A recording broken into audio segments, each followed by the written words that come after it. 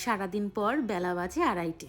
এখন যাচ্ছি পুজো করতে। এইবারটা ভেবেছি যদি সব ঠিকঠাক থাকে শ্রাবণ মাসের 4টে সোমবারই বাবার মাথায় জল ঢালবো। সবকিছু সামলে পুজো করতে যেতে একটু দেরি হয়ে গেল। আজকে না অনেকদিন বাদে আলতা পরলাম, বেশ ভালো লাগছে আমার নিজের। আর এইদিকে তো তোমাদের দাদাভাই আমার জন্য চুড়ি নিয়ে এসেছিল, সেই চুড়িটাও পরে নিলাম। আর সত্যি বলতে সকাল থেকে বলতে গেলে ওই 1টা-2টো পর্যন্ত আমি এত ব্যস্ত থাকি সোনামাকে নিয়ে, সেই জন্য না সবকিছু সামলে একটু দেরি হয়ে যায়। ওকে খাইয়ে দাইয়ে একদম রেডি করে রেখে গেলাম যাতে আমার চিন্তাটা না থাকে। এখন ওর ঘুমানোর সময় হয়ে গেছে, মা ওকে ঘুম পাড়িয়ে দেবে। এদিকে দেখো মেয়ে তো যাওয়ার জন্য বাবাকে দেখে উকিঝুঁকি মারছে। আমাদের পাড়ার মন্দিরেই এসেছি পুজো করতে। তোমাদের দাদা ভাই এসে আবার বলে কি যাই সোনামাকে নিয়েই আসি। ওইটুকু টাইমের মধ্যে মা ঘুম পাড়িয়ে দিয়েছিল। তোমরা আমার ছবি ভিডিওতে কমেন্ট করেছো যে সোনামা কোথায়, সোনামা বাড়িতে ঘুমোচ্ছিল, সেই জন্য নিয়ে আসা হয়। আর যেহেতু তোমাদের দাদা ভাই আর কিছু ভাইয়েরা আমাদের বাড়িতেই ছিল, তাই বলেছিলাম আমাকে কয়েকটা ভালো ভালো ছবি তুলে দিস। নিজের মনের মতন করে পুজো দিয়েছি। বাড়ি থেকে আমি মন্ত্র লিখে নিয়ে গেছিলাম, তোমরা পাশে কাগজটা দেখতে পাচ্ছ। আমি তো সবকিছু আলাদা আলাদা ভাবেই ঢেলেছি, দুধ, ঘি,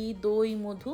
তোমরা কেমন করে করো অবশ্যই কমেন্ট। আর এটাই প্রার্থনা করি সবাইকে ঠাকুর মঙ্গল করুক, ভালো রাখো। তোমরা কে কে শ্রাবণ মাসের সোমবার পালন করো অবশ্যই কমেন্ট করে জানিও। আর দেখতে পাচ্ছ কেউ নেই মন্দিরে, সবার পুজো করা হয়ে গেছে। সব শেষে পুজো করে এই যে বাড়ি ফিরছিলাম। আচ্ছা তোমরা কে কোথা থেকে আমার ভিডিও দেখো একটু কমেন্ট করে জানিও তো। তবে চলো, খুব ভালো থেকো সবাই, দেখা হবে নতুন কোনো ভিডিওর সাথে। এখনকার মতন টাটা।